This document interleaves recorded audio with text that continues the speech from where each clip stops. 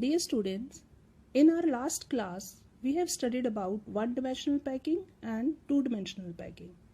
Two-dimensional packing was of two types. One was AAA type, which is known as square close packing, and the another was ABAB type, which is known as hexagonal close packing. Now, taking hexagonal close packing as the base, we'll study about three-dimensional close packing. Look at this. This I've cut and improvised it. This is something which can help you to understand the concept of three-dimensional packing.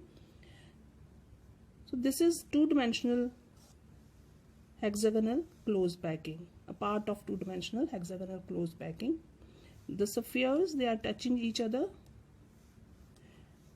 The coordination number, if we take this as the center, the coordination number is 1, 2, 3, 4, 5, 6. And if we join the centers of these spheres, we will get a hexagon. Therefore, it is known as hexagonal close packing in two dimensions. Now, for the three-dimensional packing, we have to put another layer on top of this. Before we do that, let us see what are these. These empty spaces, which are triangular in shape, are called voids. Are all these voids equal? The shape is triangular, no doubt, but are they equal? They are not exactly same or equal. For understanding this, just wait. Yes. To understand the difference, carefully look at this point, at this triangle. Okay, I'll try to cover other triangles like this. I'll cover other triangles. Just look here. So this triangle has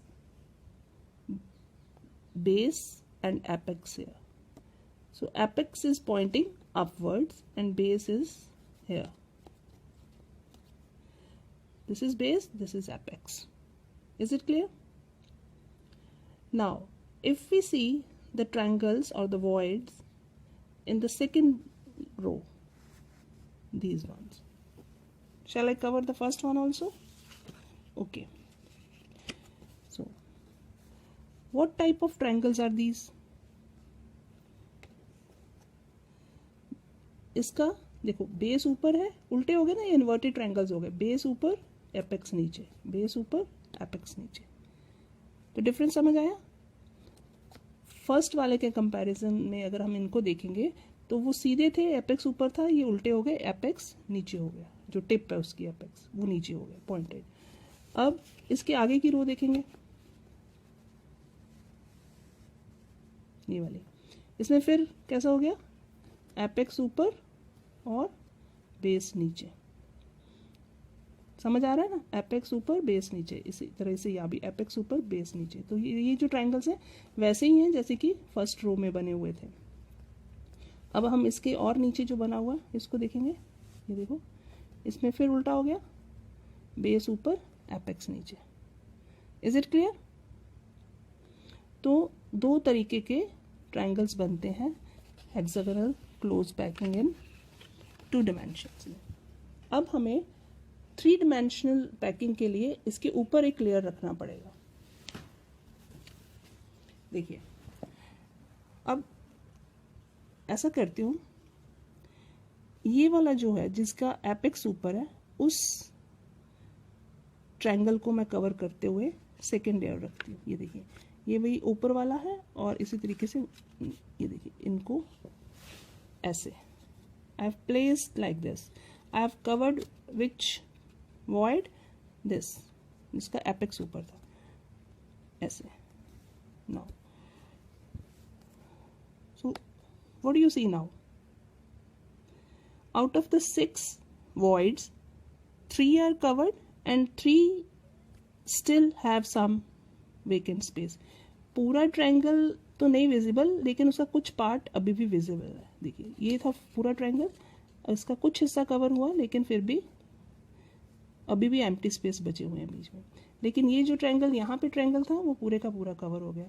ये तो एक circles नज़र आ रहे हैं आपको, just दिखाने के लिए मैंने आपको ये पेपर से काटे हैं। वैसे ये बॉल्स, इसको इमेजिन करो बॉल्स हैं, तो ये 2 बॉल्स हैं और उन दोनों बॉल्स के ऊपर एक ये बॉल पड़ी हुई है।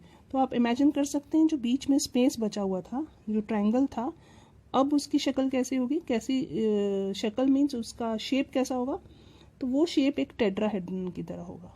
ओके, और कितने एटम्स उसको बना रहे हैं उस शेप को, 4, 1 2 3 और एक ये नीचे वाला 1 2 3 ये हो गए, और ये चौथा ऊपर ये लगा हुआ है आगे। तो ये जो अब बीच में जो स्पेस बची है, जो एम्प्टी स्पेस है, जो एक्चुअली जो वॉइड है वो 3 डायमेंशन में हम स्टडी करते हैं।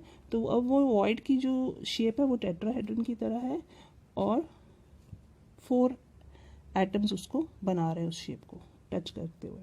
ठीक है, अब जो ये कवर नहीं हुए, जो ट्रायंगल्स कवर नहीं हुए, तो उनकी शेप अगर हम देखेंगे तो वो एक ऑक्टाहेड्रल की तरह होगी, ये वाले।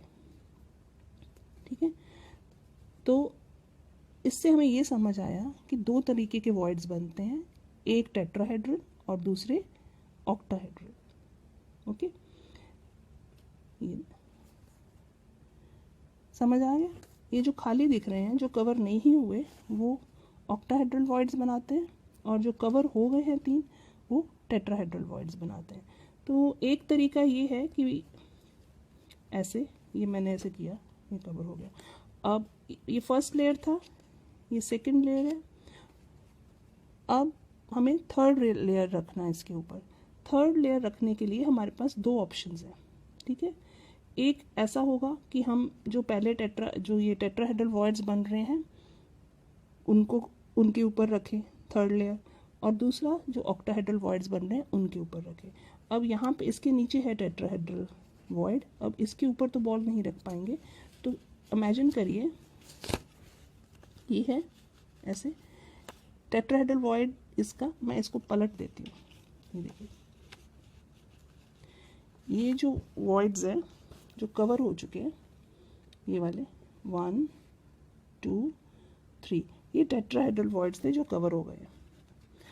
एक तरीका ये है कि मैंने जो अब थर्ड लेयर रखनी है वो इस तरफ रखूँ मैं, ये वॉइड्स जो ऑलरेडी कवर्ड है उस तरफ, उस वाले सफेयर से उन्हीं के ऊपर मैं इसको रख दूँ ऐसे। ठीक है, तो 3 लेयर्स होगी, 1 2 और ये पीछे वाली 3। ठीक है, इस केस में क्या है, टेट्राहेड्रल वॉइड्स को हमने कवर किया है, टेट्राहेड्रल वॉइड्स को कवर किया है, और जो अरेंजमेंट है वो कैसा होगा, अगर हम इसको A माने, इसको B माने, तो ये नीचे वाला जो है वो सेम A जैसा है, जहाँ पर A था वो भी टेट्राहेड्रल के ऊपर था, ये भी टेट्राहेड्रल के ऊपर, तो ये दोनों जो है सेम है, तो A B A, फिर आगे आगे इसी तरीके से पैकिंग चलती जाएगी। तो इस तरह की पैकिंग को A B ये पैकिंग कहते हैं। ओके, इसको हेक्सागोनल क्लोज पैकिंग भी कहते हैं 3 डायमेंशनल, और दूसरा इसका क्या नाम है, A B A पे, और ये टेट्राहेड्रल होल्स को कवर करते हुए बनती जाती है। ठीक है, अब एक और तरीका है कि मैं जो सेकेंड ये वाली थर्ड रो जो रखनी है मुझे, वो मैं इसके ऊपर ना रख के, टेट्राहेड्रल होल्स के ऊपर ना रख के,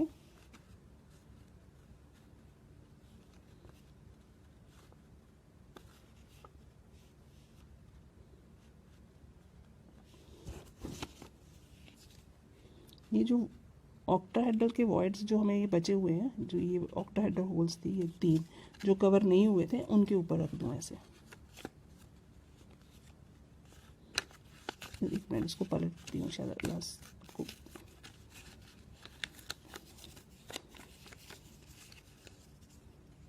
इनको कवर करूँ ऑक्टाहेड्रल वॉइड्स को। ठीक है, इस केस में मैंने क्या किया, ऑक्टाहेड्रल वॉइड्स को कवर कर दिया।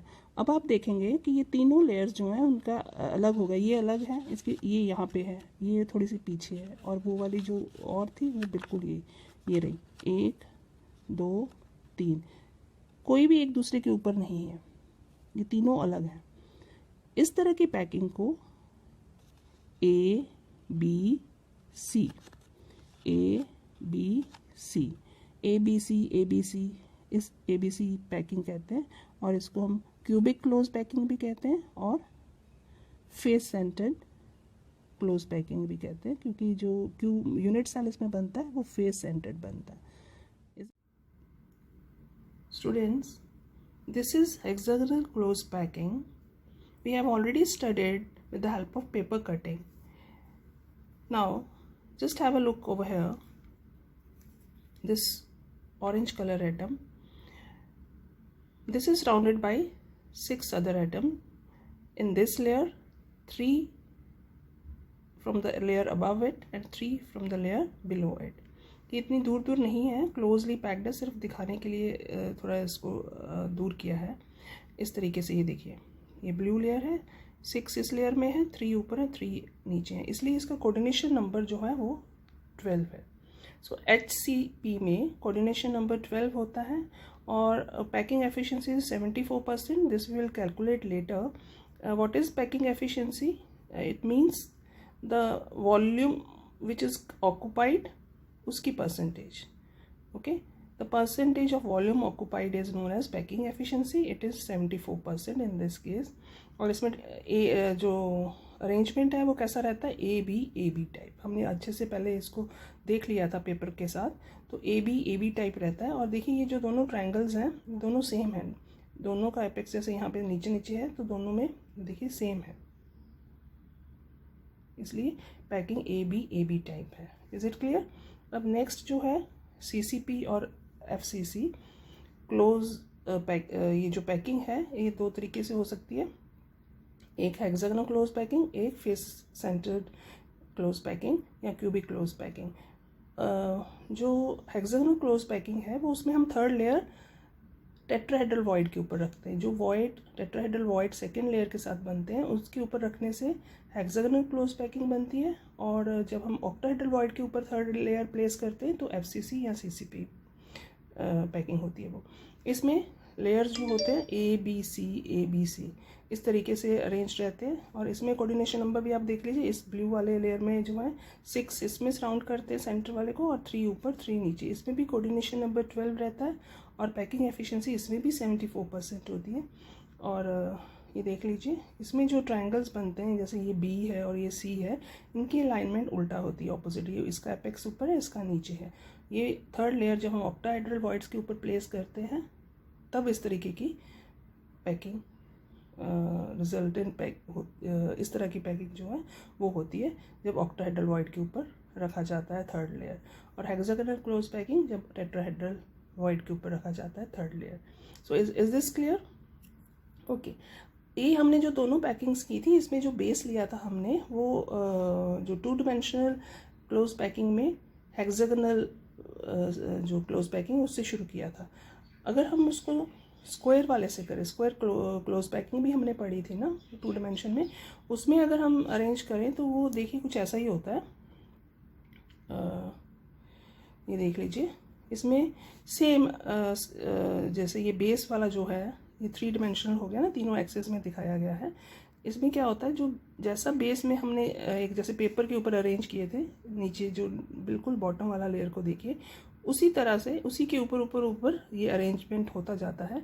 और इसको जो इस तरह की पैकिंग को स्क्वायर क्लोज पैकिंग इन 3 डिमेंशनल कहते हैं, ए टाइप. और इसका यूनिट सेल जो है वो एक ऐसे बनता है, सिंपल क्यूबिक प्रिमिटिव क्यूबिक, और कोऑर्डिनेशन नंबर 6 रहता है. So is this clear? This type of packing we started with square close packing in 2 dimensional and just same type of arranged in all the layers A. Okay, so 3 types of packing we have studied in 3 dimensional. A जब square close packing base रहता है, और जब hexagonal close packing base रहता है तो 2 तरीके की HCP and FCC और CCP, उसको दोनों उसी के नाम है, CCP एंड FCC, वो एक ही है. ठीक है, कंफ्यूज नहीं होना. कोऑर्डिनेशन नंबर इस केस में स्क्वायर क्लोज पैकिंग में 6 और उन दोनों में 12. Okay, so that's all about three-dimensional closed packing. Later we'll study about voids in detail.